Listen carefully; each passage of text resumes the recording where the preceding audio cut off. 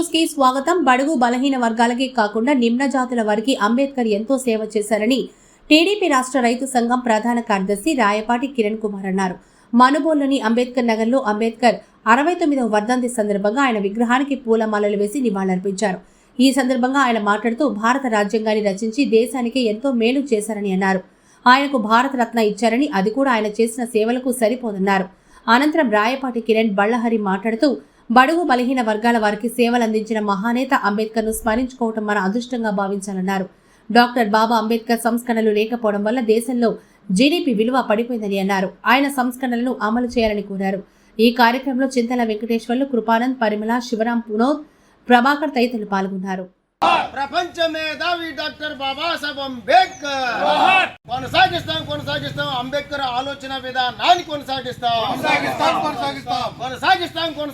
అంబేద్కర్ ఆలోచన విధానాన్ని డాక్టర్ భీమరావు రామ్జీ అంబేద్కర్ గారి 69వ వర్ధంతి సందర్భంగా ఈరోజు ఇక్కడ డాక్టర్ భీమరావు రామ్జీ అంబేద్కర్ గారికి మాలలేసి ఘనమైన నివాళులు అర్పిస్తున్నాం. అదేవిధంగా అంబేద్కర్ గారు ఒక కులానికో ఒక మతానికో ఒక సంబంధించిన అన్ని కులాలకి అన్ని మతాలకు సంబంధించిన దేవుడు ఆయన భారత రాజ్యాంగ నిర్మాత. డాక్టర్ భారతరత్న కూడా ఆయనకి ఇవ్వబడింది. అది చాలా చిన్న పదవి అనుకుంటాను నేను.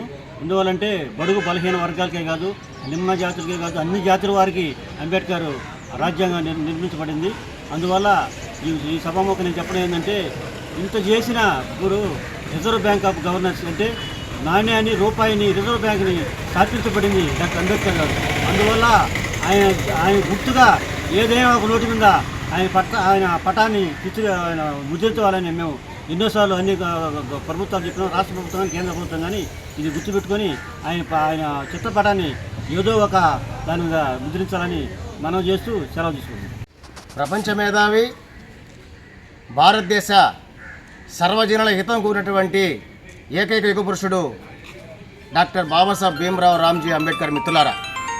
మిత్రులారా, భారతదేశంలో విభిన్న సంస్కృతి మేళవింపుతో భారతదేశానికి ఒక మహోన్నతమైన రాజ్యాంగాన్ని అందించినటువంటి మహాగణుడు డాక్టర్ భీమరావు రామ్జీ అంబేద్కర్.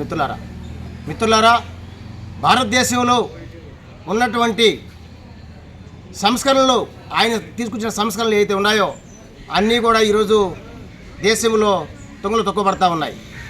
మిత్రులారా, భారతదేశంలో మొట్టమొదట ఎకనామిస్ట్గా రూపాయి విలువని చెప్పి ఆర్బీఐ వ్యవస్థను స్థాపించినటువంటి గనుడు బాబాసాహెబ్ అంబేద్కర్. మిత్రులారా, ఈరోజు ప్రపంచ దేశాలన్నిటితో పోల్చుకుంటే రూపాయి యొక్క విలువను చెప్పిన బాబాసాహెబ్ అంబేద్కర్ ఈరోజు రూపాయి విలువ పతనం అవడానికి కారణం ఈ ప్రభుత్వాలు కాదా అని చెప్పి మేము ప్రశ్నిస్తా ఉన్నాం. మిత్రులారా, ఎంతో జీడిపి ఉన్నటువంటి పరిస్థితి నుంచి ఈరోజున్న జీడిపి ఉన్న పరిస్థితిని దేశ ప్రజలు తెలుసుకోవాలా. బాబాసాహెబ్ అంబేద్కర్ సంస్కరణ లేకపోవడం వల్లే ఈ విధమైనటువంటి లోటులు భారతదేశంలో జరుగుతా ఉన్నాయని మనందరం గ్రహించాలా.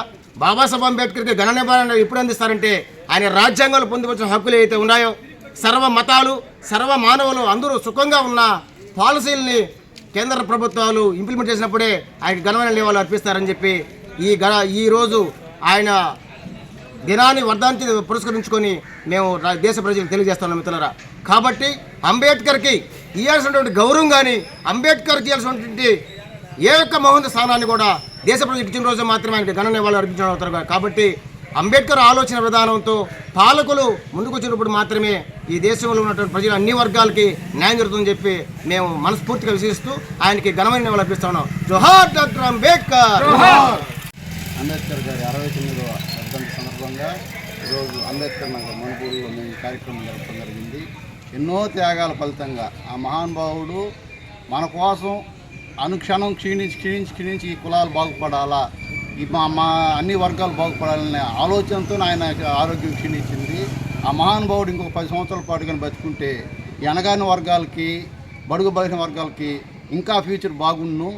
ఈరోజు పెద్దలు చెప్పినట్టు రూపాయి నాణ్యం మీద కానీ అన్ని విధాలుగా చేయగల.